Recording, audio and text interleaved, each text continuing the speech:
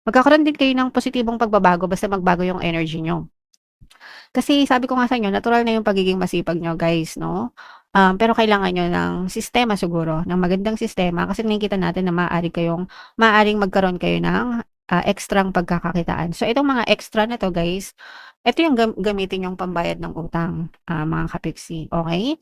Para, makahinga-hinga kayo kasi hindi kayo makahinga ng maluwag kung may mga utang kayo, okey? Sa mga wala namang utang guys, huwag kayong mag-alala kasi tuloy-tuloy yung paglago ng kaperahan niyo. Yung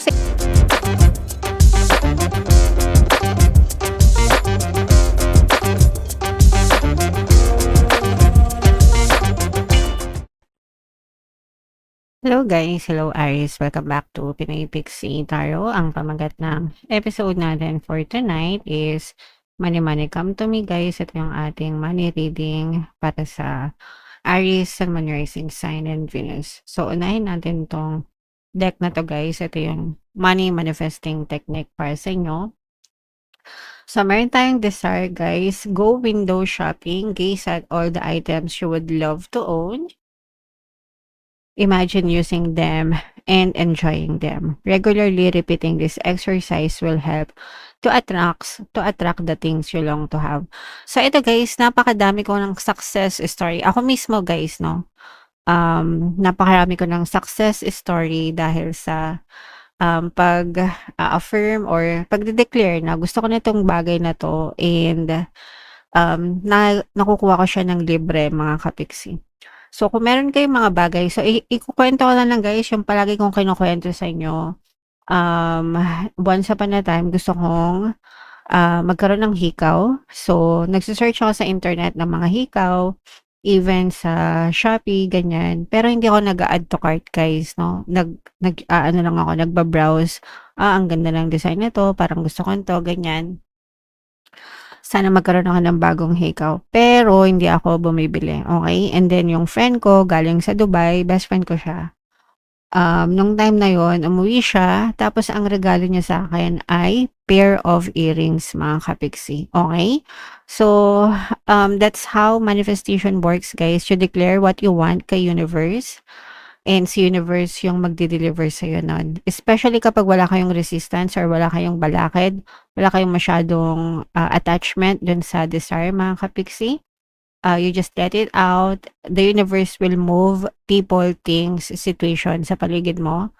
And talagang magmamanifest siya. So yung pinaka-recent na na-manifest ko is bag. Galing din sa best friend ko guys kasi every year umuwi siya. Sa Dubai kasi siya nagwo-work, nandun yung family niya. So, ang na-manifest ko naman sa kanya, napasalubong niya sa akin is bag, no? So, niregalohan niya ako ng mini bag na long champ, guys. So, and hindi ko yun sinabi sa kanya, no? Hindi ko sinabi sa kanya na gusto ko ng pasalubong, hindi ko sinabi sa kanya kung anong klaseng pasalubong. Binigyan niya na lang ako ng bag. So, again, that's how you declare, mga kapiksi. And kayo din guys 'no, if meron kayong mga success stories, if meron kayong mga gusto, it doesn't mean na hindi niyo siya bibilhin somehow. Yung iba nakakapag-manifest by buying things, mga kapiksi, pero it only means na kayang-kaya nilang bilhin yung mga bagay na yun, okey? Pero even if hindi kayo maglabas ng pera guys, ang dami ko na na-manifest na ganito, promise, okay? So, yeah, comment down below guys, no, if may mga na-manifest na kayong ganyan. So, shuffle natin to guys. Hanapin natin yung energy ng Aries at saka yung energy ng money. Habang sinashuffle ko to guys, panoorin nyo muna yung video natin regarding sa ating paano mag-manifest ng abundance video course. Kapiksi, sawa ka na ba sa mga struggles at hirap sa buhay mo? Masipag ka ba at masikap sa buhay ngunit hindi ka pa rin umaasenso? Ilang beses ka na bang nag-attempt mag-negosyo at mag-invest pero palagi ka pa rin nalulugi? Sa pagkakataon na ito ay maaaring may subconscious beliefs ka na nagiging balakid sa iyong pag-unlad at pagyaman. Introducing, paano mag-manifest ng abundance video course.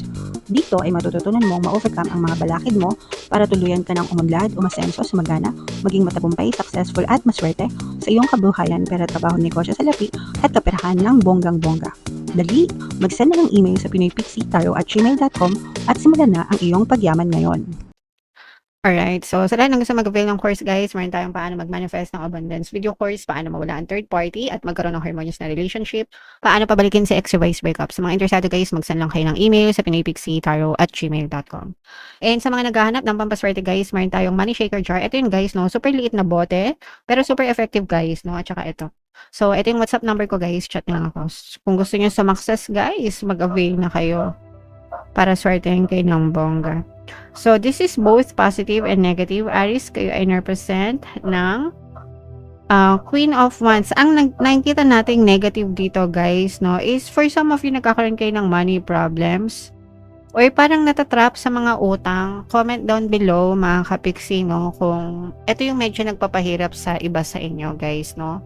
Meron kayong utang, tapos nakikita naman natin na meron naman kayong source of income. Ibig sabihin may pinagkakakitaan kayo, pero parang it's not enough to cover sa mga expenses nyo. Kasi ang nangyayari dito is nagiging cycle siya.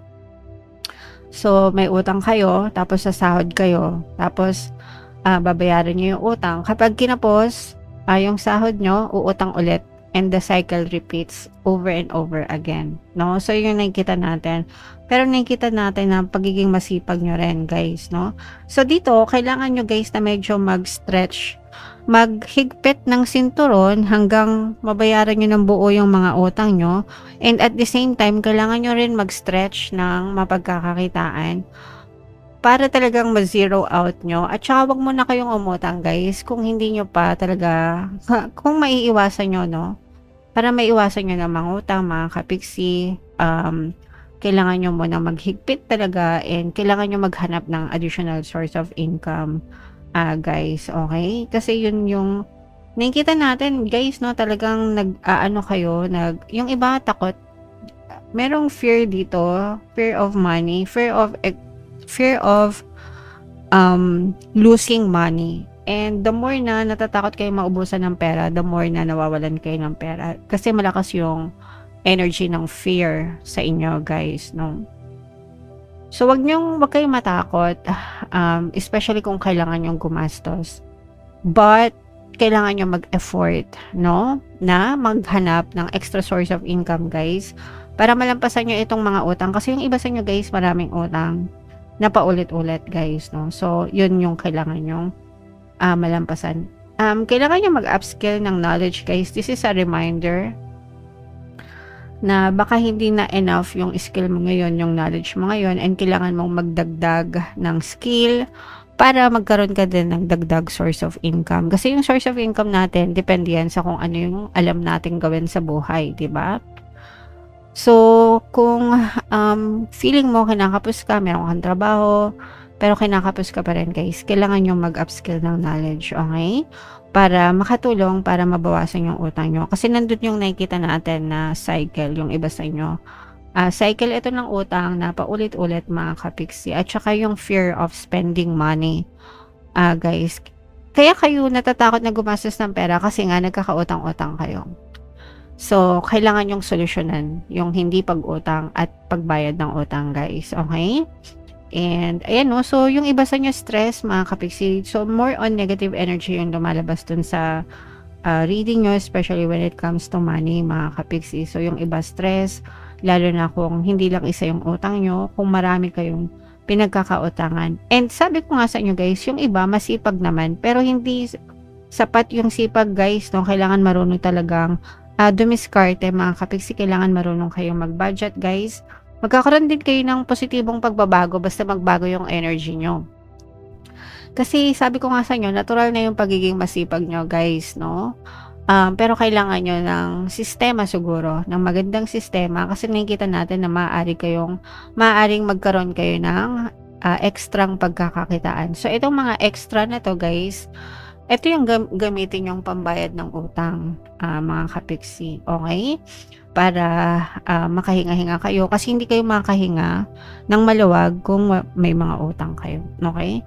Sa mga wala namang utang, guys, huwag kayong mag-alala kasi tuloy-tuloy yung paglago ng kaperahan nyo. Yung sa iba, guys, dun sa mga walang utang, kapiksi, wala naman ako utang, di sa akin nagre-resonate yan. Good for you kasi ang nakikita naman natin dito is pag-asenso, no? Yung iba sa inyo, yung mga walang utang, guys, nakikita kasi natin very progressive yung energy nyo, no? progressive at saka aggressive. Doon sa mga agresibo, talaga yan yung mga subok ng mga bagong opportunities, no? Pero kalmahan nyo lang din guys kasi meron tayong kasabihan na ang tumatakbo ng matulin kung matinik ay malalim. Okay? Pero meron din tayong kasabihan, puro kasabihan na lang, na hindi nyo malalaman yung resulta kung hindi nyo susubukan, which is tama naman guys. So dapat calculated pa rin yung risks mga kapiksi.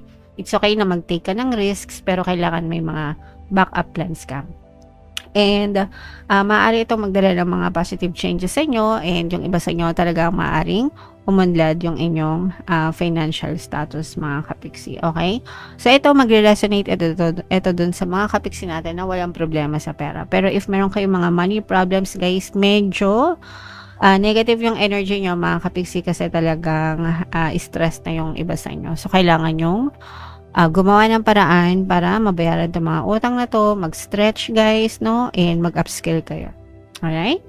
Okay, so comment down below kung saan kayo naka-resonate dyan, more on positive ba or more on negative mga kapingsi. Comment down below guys, okay? And ito naman ay additional spiritual message para sa inyo guys. Baliktad. So, self-awareness is key. Take time today to go within and spend time with your soul. Go for a walk in nature and ground yourself. Meditate. Listen to your favorite music. Whatever you enjoy most, do that today. So, kung ano yung na-enjoy nyo na gawin para sa sarili nyo, gawin nyo. So, ako, dahil nasa bahay lang ako, so share ko lang din guys. Dahil nasa bahay lang ako, hindi naman everyday, pero may mga times na naglalakad ako sa labas. And during those times, guys, na lumalakad ako sa labas, wala akong ginagawa kundi mag-affirm, no? That's how I set myself, no? Para palagi mag-positive, kung ano yung focus ko, yun yung ina-affirm ko, mga kapiksi, okay? Pwedeng generic, mga kapiksi, or pwede rin specific kung meron kayo mga specific na gusto nyong i-manifest guys, okay? So, yun na yung parang me time ko, ito yung time ko na parang walang distraction. Syempre, pag naglalakad ka, walang distractions yan. Hindi ka nagsa-cellphone, kasi pag nasa bahay kayo guys, diba? For sure, marami kayong distractions. Yung cellphone, isang malaking distraction yan. So, at least pag nasa labas ka, wala yung isip mo, pwede mong i-focus sa affirmations, mga kapiksi. Habang naglalakad ka, kahit ano pa yung makita mo, basta mag-affirm ka lang na mag-affirm. So, nag-burn na ako ng calories, diba? Syempre, nag-move yung katawan ko, nakakatulong sa health ko. At the same time, nakakatulong pa siya sa mental health ko, sa manifestation ko, because nag-affirm ako. So, kahit anong gusto nyong gawin, bahala kayo, guys. Share ko lang sa inyo yung ginagawa ko. Okay? So, comment down below, Aries, if naka-resonate kayo dyan sa mga readings na yan, yung mga magaganda, i-mind-mind nyo na sa comment section. For more tarot readings, guys, ito yung playlist nyo. Ito naman yung ating success stories ng paano mag-manifest ng abundance video course. Panoorin nyo itong video natin, guys, about money shaker jars.